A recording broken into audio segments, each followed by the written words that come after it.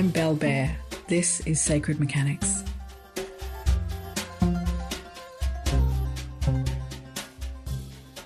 Here I am starting this new adventure at this stage of my life.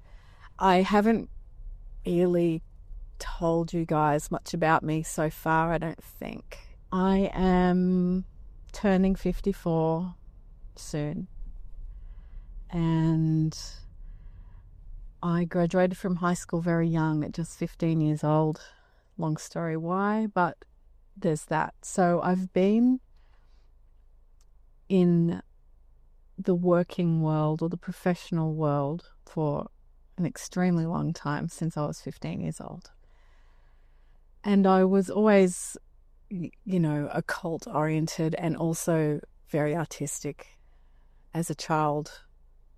Not a great student, just very artistically inclined. Didn't mind a bit of English, but really all I wanted to do was draw and paint. So this was in the late 80s that I'd finished high school and decided to become a commercial artist. So I went and studied that at a printer and became a traditionally trained commercial artist. And within a couple of years of doing that work, computers came along and I had to retrain again. All areas of graphic design were fascinating for me, and also the advertising industry at the time seemed very artistic, and I dreamt of also being a photographer and a director, and I did achieve all of these things. I also became the creative director of an agency that had a few offices here in Australia by the age of 23, living in Sydney, and just had this most wonderful life with all of this knowledge in my profession. And I was deeply interested technically in printing, photography, filmmaking at the time, which became video, bridging these traditional skills of using my hands with these digital skills. Anyway, to cut a long story short, I've spent over 35 years working non-stop. I was, a mum by about 31 years old, and I'd worked all the way up to my day of delivery for all three of my kids, and was back to it as soon as I could. I didn't take any time off work or really travel extensively or have these gap years. I didn't go to uni. I didn't do any of that. I just worked. And getting to my point, this is for all of you ladies out there that are in your 50s. You've hit 50, you're in your mid-50s, or even in your 60s, where you feel like you've garnered all of this knowledge, information, skills, the way to handle things kind of effortlessly. It's become second nature.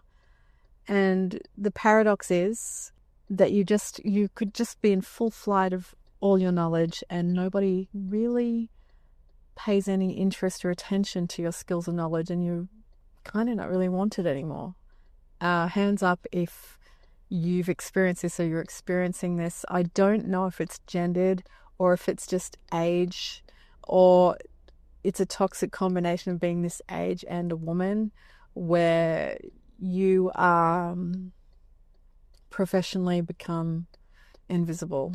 And I feel like this sometimes, and I have to crawl myself out of moments where I feel a little bit upset about it.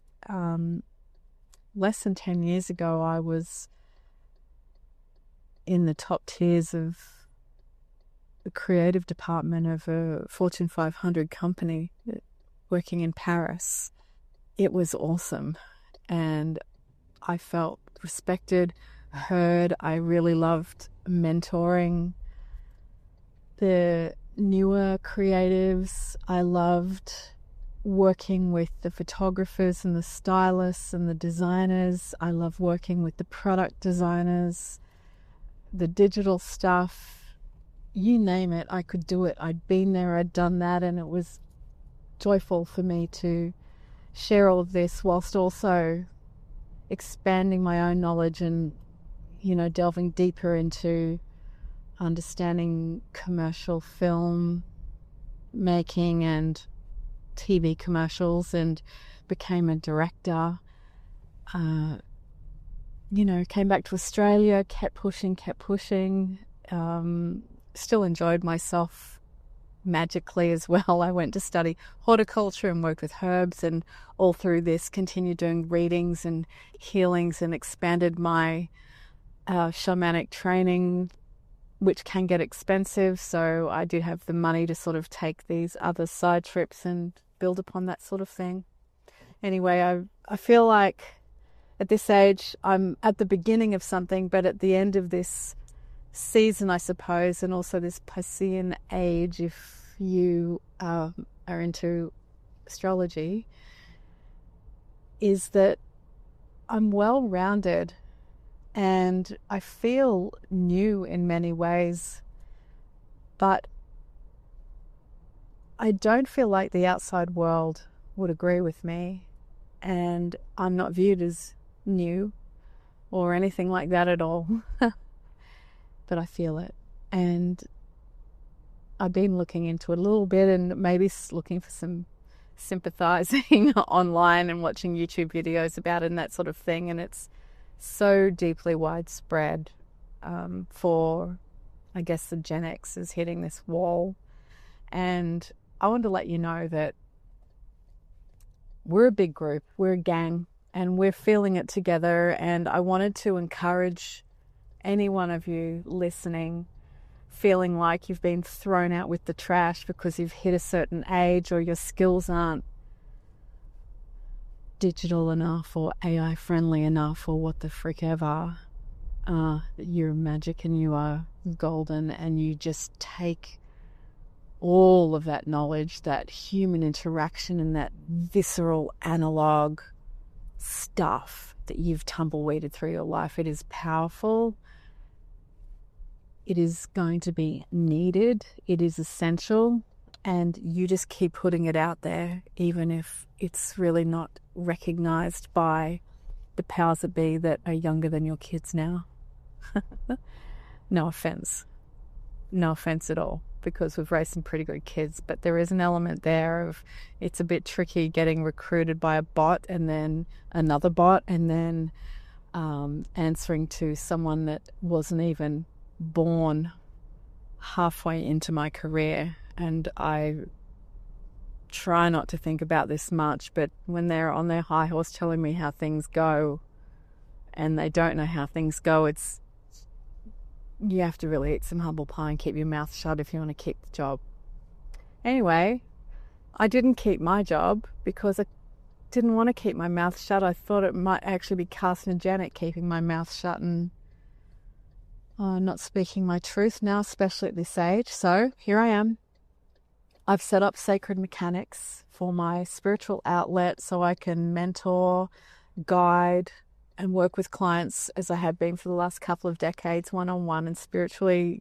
This is very enriching and fulfilling for me and hopefully all involved with my clients. And now I branch it out further with a bit of, it's not really teaching, it's just pulling up information and passing it on to you guys and sharing information with other people in the form of a podcast, because believe it or not, in real life, I have an extremely small network. I would consider myself a hardcore introvert. I think I'm an INFJ or something. I'm borderline hermit. It's just easier and more fun for me, and I'm always busy doing things on my own.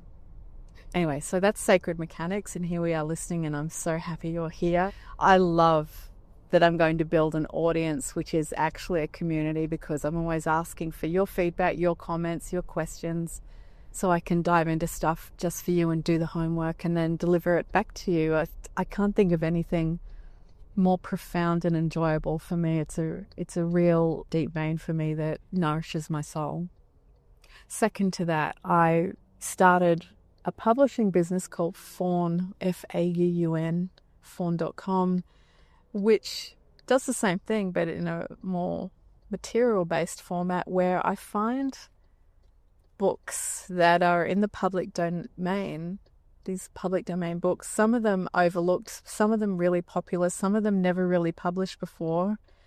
And I use my graphic design skills, my traditional graphic design skills and my printing knowledge to retypeset them, redesign them in a really simple format, and publish them and sell them back at an affordable price as possible. I think, in my head, it's like Fawn Books is like the Penguin books or the Penguin classics for the occult, the arcane, the esoteric. And I've got some titles now that I want to grow them. Every book takes me a couple of weeks to do, and I just haven't really made enough time. I've only got 8 or 9 books, but I've got 3 or 4 in the pipeline now. And so watch that grow, and I'm just really excited that I might end up with this whole collection of paperbacks that are knowledge that needs to be brought back to the top. People need to, or sometimes not need to, but people sometimes want to be shown where to start on their spiritual path, or given little doors and little corners to peek into that they didn't know about. And I just hope to almost dredge that stuff from the bottom of the deep, dark pond or swamp, if you like, of old books and information and spiritualism and all that juicy stuff, particularly turn of the century in the 19th to 20th century. There's some really cool stuff. So I'm bringing that up as well. I also wanted to discuss what's at the heart of sacred mechanics, and that is that I have this interesting combined skill set of being an artist and a writer. I've written a novel and I've written a few screenplays, and I keep writing, and I've tried poetry and all of this and studied creative writing at uni, and also an artist where I'm halfway through a master's degree of visual art, fine art, studying painting.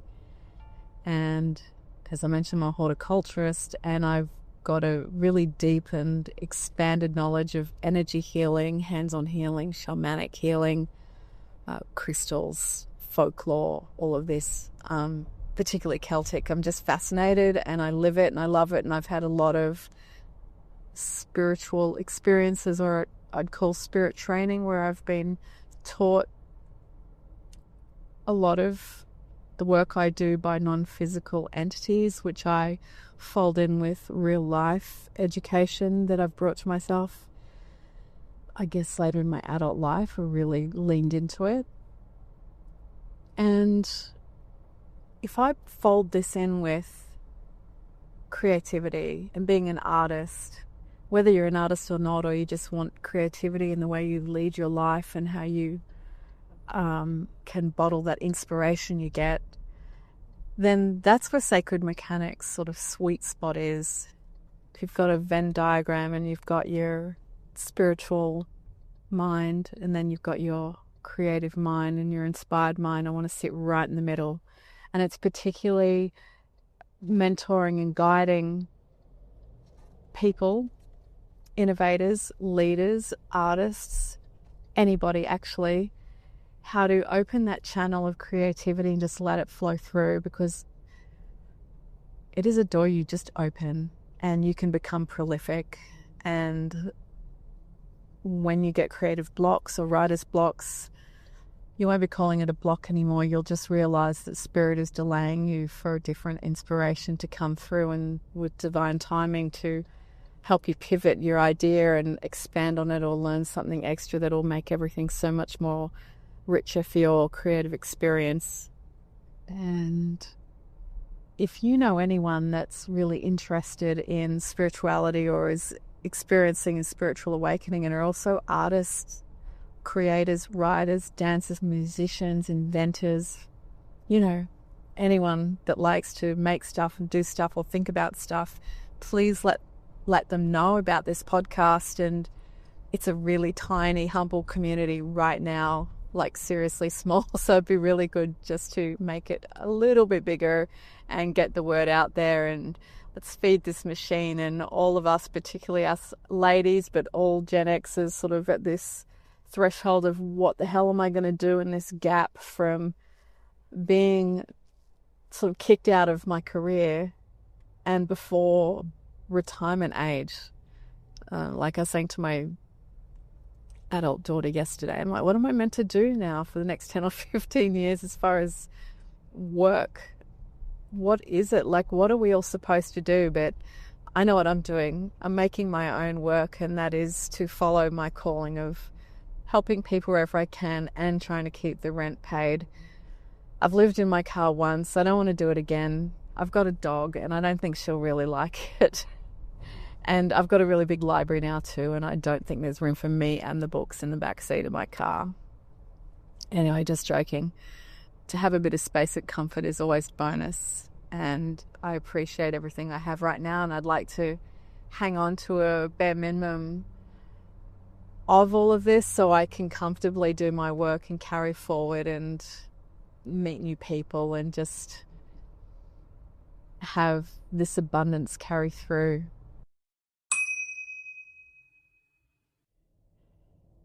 I wanted to talk to you about being a clairvoyant. I am not completely comfortable with the word psychic. I think the word is sometimes ridiculed, and if I say to someone I'm psychic, it's like, yeah, what's the lottery numbers? And it's actually not at all like that. I'm more comfortable with the clairs, and my strongest clair is clairvoyance. And I don't know if I'm mostly clairvoyant because I'm a visual artist or not, and that's the strongest sense that I have, or for other reasons, who knows. But I am definitely adept at describing imagery visually. That makes zero sense. Hang on again, I'm adept at describing images verbally to my clients. I'm showing messages that sometimes don't mean a lot to me but mean the world to my clients during a healing session or a reading. So clairvoyance is when the practitioner sees things, and it's in the mind's eye for me. Some people actually report seeing things right in front of them, which would be incredible and a lot easier than how I need to work. In my clairvoyance, I see things in my mind's eye. To describe it, it would be a bit like when you're trying to remember where you put your keys and you can kind of see where they are. I'm seeing things in this subtle way, and sometimes if there is a lot of detail and a lot going on with it, there's a complexity to it somehow in my consciousness where it's like trying to remember or recall the dream and then describe it in real time. So you're digging fairly deep. About 80% of my readings are clairvoyant, actually. The rest I just know, or I'm fed words, or I hear things, I feel things, but it's these pictures that I get. Some examples of how this may impact my clients. I've got a recent anecdotal story about this where I was doing a healing and reading with a client face to face, and I was connecting with her energy, and I was trained in theta healing where in theta state, the healer will leave her crown chakra and actually enter the field of the sitter. And I entered her field and actually went down through her crown chakra and inside her. And during this healing and I guess very enlightening process, I get to see in symbolism and imagery what's going on and what needs clearing, healing, repair, and so on, or what is good. And this beautiful woman had a fair bit of anxiety and things going on. And anyway, when I got to the crux of it, I told her I could see all of these dead grapevines inside her that were twisting and twisting all through her, like gnarly and not good. And I started energetically, with the help of Archangel Michael, pulling them out of her I'm pulling, and it seemed like endless, that there was all these grapevines and dead leaves and all of this. Anyway, to cut a long story short, I get to the end of my reading and I explain to my client what I saw. I tell them everything, exactly how I saw it, because it doesn't mean something to me as much as it will to them. And she was blown away. She said, "Oh my God, Bel, you wouldn't believe it, but I grew up on a vineyard. My life has been wine, picking the fruit, growing the vines, and this is my whole world," or it was my whole world. And I was really blown away by this. That's an example of how clairvoyance can come up and symbolism can come up.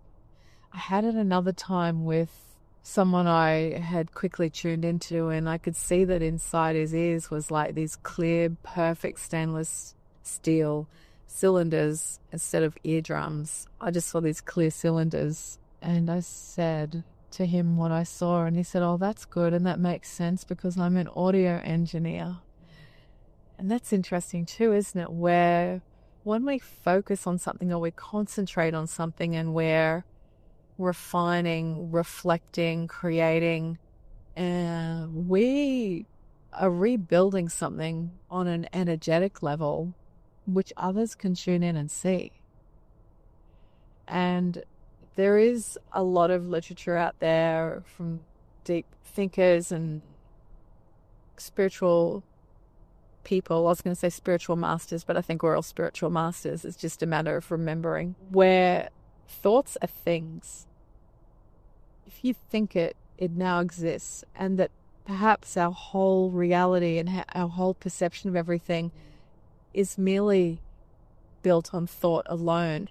If it wasn't thought, it didn't exist, or it doesn't exist. So there's a lot to get your head around here. It's the premise of the law of attraction and manifestation and that sort of thing, but there's all these other spiritual laws that fold into it as well, where everything's bouncing off each other. Anyway, back to clairvoyance. I will go back into the spiritual laws at another time, actually, because I have something to say about this, and I would like to add a spiritual law in some of the findings of a recent book publication called The Eternal News by J.J. Brown, where we want to add to that canon, I think, about being clairvoyant. Now, when you get readings with a clairvoyant and she may be using tarot, when she's looking at these cards, even if she's been using these cards for 20 years like I have, and countless times drawn upon them, she may see in that card something she's never noticed or seen before with that sitter. And when she expresses that to her client, it opens a door. It's an insight into the situation that they are looking and gazing at to give intuitive guidance upon. And sometimes it can be quite literal. So in another reading this year, I was sitting with a lady and I used the Druid Tarot. I've had this deck for over 20 years. As soon as it was published, I got a copy and I love it. And I dread the day that it completely falls apart, and it's getting close. So anyway, I think it's the Rebirth card. Anyway, I pull this card and I immediately point out to my client, look at the hair on this, a rabbit on this card. And I started explaining to her the symbolism of this and what it meant. And I don't really remember that part right now because often it's channeled information and it's just coming through. But the lady stopped me and she said, "Oh my God, I work in a school. And last week I was just standing in the schoolyard and a big hare, like a big rabbit, depending where you are in the world of not knowing what a hare versus rabbit is, this hare, it's like a giant rabbit, ran straight for and straight into a leg. It rammed her or accidentally bumped her, I'm not sure, but it ran into her leg. And the lady that I was reading for was completely stunned that this had come up, and it had been such a marked event and such a weird thing for her to happen at work during the week, and she'd been talking about it and sharing it, and we were able to look into the significance of it, and we were able to discuss animal signs, what animals can symbolize in dreams or when we encounter them in unusual ways in our day-to-day life and so on. But the tarot card delivered this, and the clairvoyance came through in understanding what the imagery and the pictures mean, and then we're connecting the dots intuitively as a co-creation in that moment, I suppose, between my client and myself, and we're building this story which goes on to give my client insight into what that means and the significance of it, which answers other questions for her in her life and her inner life as well, of how she's feeling and decision-making processes and what she should be focusing on and how to gain clarity in relationships and that sort of thing. And so, yes, clairvoyance and symbolism should never be underestimated. And if this leads me into signs and symbols, I'm fascinated. It's one of my strongest interests is signs and symbols, but perhaps as a visual artist and as a clairvoyant, this is like the world to me of how I see things and how I understand things. But if you are a visual person or you seem to notice patterns very frequently, as we are natural as human beings, pattern recognition machines, like we're incredible at it.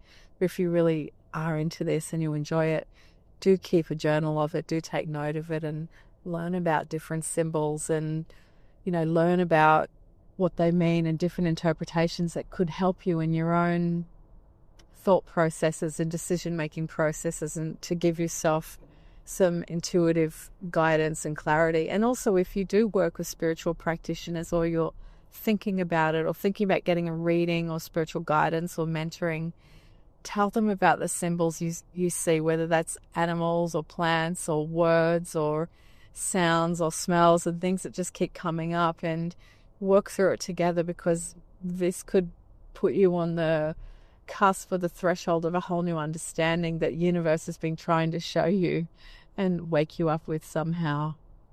I find being a clairvoyant a beautiful way to live, and what does disappoint, which some other psychics or intuitives or mediums or whatever will tell you, is that it's really hard to read for yourself, and sometimes we're left second guessing in our own lives because we don't know what to do, because when we're giving guidance to our clients, it's often channeled and it just comes through, and when we're wanting to hear it for ourselves, it's a focused skill, as you may or may not know, to learn what your inner voice is. That's one level of the skill. The second level of the skill is believing it, because ego steps in and, has a field day with our inspiration, our ideas, our thoughts, our impressions of things. And even when we're working professionally in this context, and even me as a shaman or shamanka, I still have days where I'm not really sure. I just don't know, and I need to get help myself to see things clearly. Other days I'm razor sharp. I have big dreams and I know exactly what's going on, and I often act on immediate impressions and impulses, and that's how I live my life. But there are other times, really sticky subjects or problems, where I'm almost getting clairvoyant or image overload, or I'm mistaking imagery and signs as being relevant to my question or important, where they're maybe not that important. So it is good not to keep it to yourself and talk about it, read about it, learn about it, and enjoy the process. I think it's really fun, actually. It's really fun. Anyway, I welcome you to contact me if you want to know about certain signs or groups of signs, if it's animals or sounds or words or things like that. I love answering questions. I might do a Q&A in the future, bundling a heap of questions together and recording that for you. That would be really super, I think. And I'll see you in the next episode. Thanks for listening. I'm Bel Bare, and this is Sacred Mechanics.